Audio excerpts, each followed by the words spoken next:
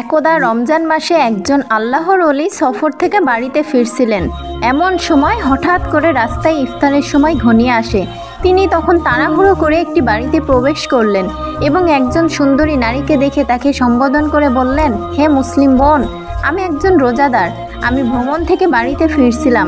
হঠাৎ করে ইফতারের সময় হয়ে গেল, কিন্তু আমার ইফতার করার জন্য এক ফোঁটা পানিও নেই। দয়া করে আমাকে একটু পানি দিন যাতে রোজা ভাঙতে পারি। এটা শুনে মেয়েটি বলল, আপনি ঘরের ভিতরে আসুন, আমি ব্যবস্থা করে দিচ্ছি। অতঃপর মেয়েটি বিভিন্ন আইটেমের খাবার এনে তার সামনে পেশ করলেন। তখন আল্লাহর ওলি মহান রবের কাছে শুকরিয়া আদায় করে ইফতার করতে শুরু করলেন। কিন্তু তিনি জানতেন না যে এই মেয়েটি শহরের প্রসিদ্ধ একজন বেশ্যা। তার আসল নাম ছিল রেশমা, আর মানুষেরা তাকে রাতের রানী বলে ডাকত। অতঃপর পরের দিন যখন আল্লাহর ওলি ঘুমাচ্ছিলেন, তখন তিনি স্বপ্নে দেখলেন সাদা পোশাক পরিহিত একজন ব্যক্তি এসে বলছেন, হে আল্লাহর বান্দা, তুমি একজন খাঁটি মুমিন হয়ে কিভাবে একজন বেশ্যার বাড়িতে গিয়ে ইফতার করলে? এটা শুনে আল্লাহর ওলি স্তব্ধ হয়ে গেলেন এবং বললেন, আমি তো জানতাম না যে সেই মেয়েটি খারাপ চরিত্রের মানুষ। যদি জানতাম তাহলে কখনো তার বাড়িতে যেতাম না। তখন লোকটি বললেন, যেহেতু মেয়েটি তোমাকে খাবার দিয়ে ইহসান করেছে, তাই তুমিও তার উপর ইহসান করো। যেভাবেই হোক তাকে খারাপ রাস্তা থেকে ভালো রাস্তার দিকে নিয়ে আসো। এটা শুনে আল্লাহর ওলি বললেন, এটা কি চাইলেই সম্ভব হবে? সে একজন প্রসিদ্ধ দেহ ব্যবসায়ী। শহরের ধনী মানুষেরা তার সাথে রাত কাটানোর জন্য যায়। সে কি তার পাপের রাজ্য ছেড়ে ফিরে আসতে চাইবে? তখন লোকটি খানিকটা রাগ দেখিয়ে বলল, সে পাপের রাজ্যে আছে বলে ভালো হতে চাইবে না? এটা তুমি কিভাবে জানলে? তার সামনে কি কখনো ভালো হওয়ার সুযোগ তুলে ধরেছিলে? এটা শুনে আল্লাহর ওলি চুপ হয়ে গেলেন। অতঃপর পরের দিন তিনি আবারও সেই রেশমার বাড়িতে আসলেন। রেশমা তখন আল্লাহর ওলির চেহারা দেখে চিনতে ভুল করেনি। সে তাকে দেখে কিছুটা অপ্রস্তুত হয়ে গেল। এই অবস্থা দেখে আল্লাহর ওলি বললেন, আমি তোমার কাছে সময় কাটাতে আসিনি, বরং তোমাকে একটি সত্য কথা জানাতে এসেছি। এটা শুনে রেশমা প্রথমে অবাক হলেও তার কথায় কৌতূহলী হয়ে গেল। আল্লাহর ওলি তখন আবারও বললেন, আমি একজন সাধারণ মানুষ, এখনো আলোর দিশা খুঁজে বেড়াচ্ছি। আর তুমি এমন একজন মানুষ যে অন্ধকারে থেকেও আলোর দিকে ডাক পাচ্ছ। রেশমা তার রহস্যময় কথা শুনে হেসে ফেলল, কিন্তু তার হাসির পেছনে এক অজানা শিহরণ বয়ে গেল। এই ব্যক্তি যেন তার মনের গোপন গভীরে লুকিয়ে থাকা প্রশ্নগুলো শুনতে পাচ্ছিল। অতঃপর তিনি এক টুকরো কাগজ রেশমার হাতে দিয়ে চলে গেলেন। সেই কাগজে লেখা ছিল, তুমি সৃষ্টি হয়েছে শুধু মানুষের বিনোদন দেওয়ার জন্য নয়, তোমার জন্মের উদ্দেশ্য আরও গভীর। তুমি কি সত্যকে জানতে চাও? এটা পড়ে রেশমা চিন্তায় পড়ে গেল। গভীর রাতেও রেশমা ঘুমাতে পারল না। তার হৃদয়ের মধ্যে যেন এক ঝড় বয়ে যাচ্ছিল। সে ভাবছিল, এই ব্যক্তি আসলে কি? কেন সে আমার কাছে এসেছে? অতঃপর পরের দিন রেশমা সেই লোকের সন্ধানে বের হয়ে যায়, কিন্তু বহু খোঁজাখুঁজির পরেও তার কোনো সন্ধান পেল না। অবশেষে রেশমা শহরে হাকিমের কাছে উপস্থিত হলো এবং সেই পথিক সম্পর্কে তথ্য জানতে চাইল। হাকিম প্রথমে অবাক হলেও পরে ফিসফিস করে বলল, রেশমা, এই লোক কোনো সাধারণ মানুষ নয়। তুমি কি জানো সেই ব্যক্তিকে? উত্তরে রেশমা বলল, না, আমি শুধু জানি সে আমাকে প্রশ্নের জালে ফেলে গেছে। তখন হাকিম বলল, আসলে লোকটি একজন সাধক, তার নাম জায়েদ। বহু বছর আগের সে ছিল একজন ধনী ব্যবসায়ী, কিন্তু একদিন সব কিছু ছেড়ে দিয়ে সত্যের সন্ধানে সে বেরিয়ে পড়ে। সে কেবল তাদের কাছে যায় যাদের জন্য আল্লাহর কোনো পরিকল্পনা থাকে। এটা শুনে রেশমার হৃদয় কেঁপে উঠল। সে বিশ্বাস করতে পারছিল না যে তার মতো একজন বেশ্যা নারীর জন্য আল্লাহর একজন ওলি এসেছিল। অতঃপর রেশমা হাকিমের কাছ থেকে আল্লাহর ওলির সন্ধান নিল এবং রওনা হয়ে গেল। এদিকে আল্লাহর ওলি একটি মসজিদে বসা ছিলেন। তিনি রেশমাকে আসতে দেখে সীমাহীন খুশি হলেন এবং কোমল কণ্ঠে বলে উঠলেন, তুমি এসেছো তাহলে? আমার বিশ্বাস ছিল তুমি আসবে। তখন রেশমা শুকনো গলায় বলল, আপনি আমাকে এই প্রশ্নগুলোর সামনে দাঁড় করিয়ে দিলেন কেন? এটা শুনে আল্লাহর ওলি হেসে বললেন, কারণ তুমি জানো, তুমি শুধু এক রাতে সৌন্দর্য হওয়ার জন্য জন্মাওনি, বরং আল্লাহ তাআলা তোমাকে সৃষ্টি করেছেন ঘরের রানী হিসেবে। এই কথাগুলো যেন রেশমার হৃদয় কাঁপিয়ে দিল।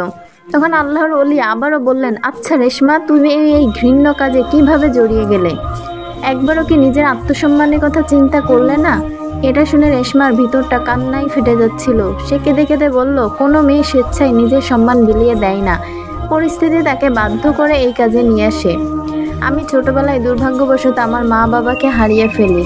তারপর একজন ব্যবসায়ী আমাকে দত্তক নেয়, কিন্তু কিছুদিন পর সে আমার সাথে বিশ্বাসঘাতকতা করে এবং একটি পতিতালয়ে চড়া দামে বিক্রি করে দেয়।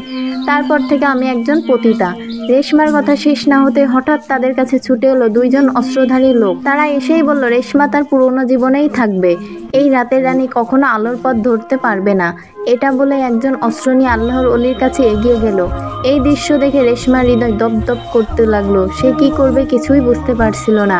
একটা সময় রেশমা কাপা কণ্ঠে বলল, এই ব্যক্তিকে কোনো আঘাত করবে না, তার কোনো অপরাধ। তখন একজন অস্ত্রধারী বলল, তোমার ফিরে আসা দরকার। তুমি আমাদের পতিতালয়ের জন্য একজন রত্ন, আমাদের শক্তির উৎস। তুমি যদি চলে যাও আমাদের অস্তিত্ব বিপন্ন হবে। এই কথা শুনে রেশমা খুবই কষ্ট পেল। নিজেকে একটা পরাধীন ব্যবসার পণ্য হিসেবে মনে হচ্ছিল তার। তখন আল্লাহর ওলি নরম কণ্ঠে বললেন, রেশমা, মানুষের সত্যিকারের মূল্য তার অন্তরে লুকানো থাকে। তুমি যদি মুক্তি চাও তবে এখনই সিদ্ধান্ত নিতে হবে। তখন রেশমা গভীরভাবে শ্বাস নিল এবং শান্ত গলায় বলল, আমি আর সেই জীবনে ফিরতে চাই না। এই কথা শুনতে একজন রেশমার দিকে ঝাঁপিয়ে পড়ল, কিন্তু তার আগেই আল্লাহর ওলি সামনে এসে দাঁড়িয়ে গেলেন।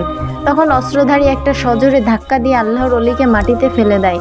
এটা দেখে রেশমা চিৎকার করে উঠল এবং সাহস নিয়ে একটা পাথর দিয়ে আঘাত করলো লোকটির মাথায়। অতঃপর চোখের পলকে আল্লাহর অলিকে নিয়ে দৌড় দিল।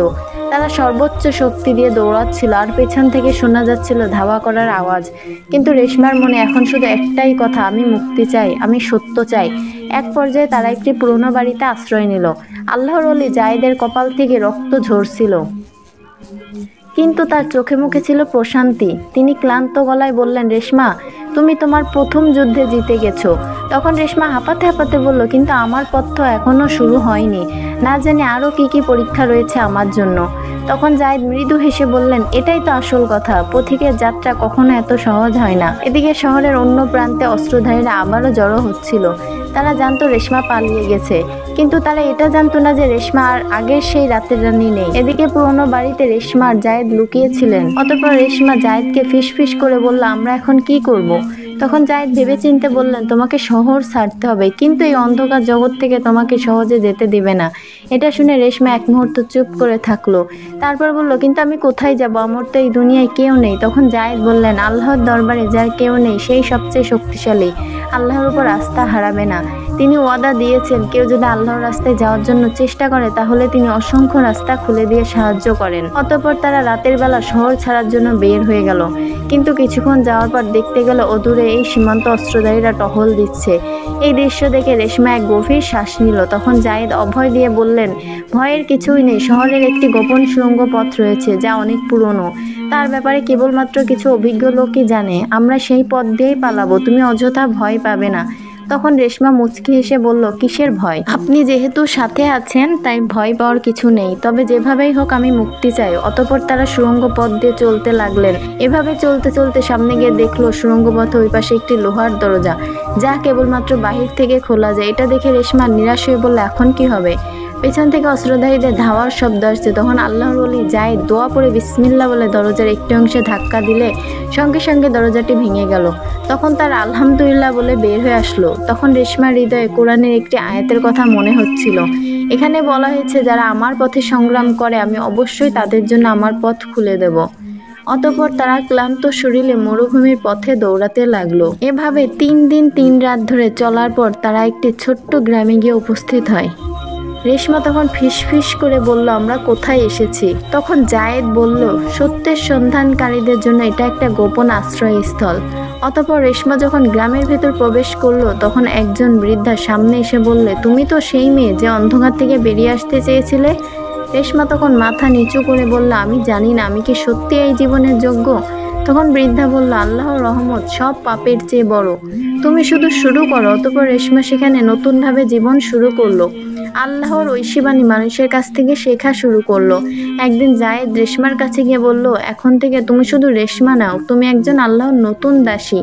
এটা শুনে রেশমা দীর্ঘ একটা শ্বাস ফেললো, কোনো কিছু বলল না। তখন জায়েদ বলল, রেশমা, তুমি কি এখনো কি ভাবছো? তখন রেশমা উত্তর দিল, আমি ভাবছি সত্যিকারের মুক্তি আসলে কি। তখন জায়েদ হেসে বলল, মুক্তি তখনই আসে যখন তুমি তোমার রবকে নিজের থেকে বেশি ভালোবাসতে শিখবে।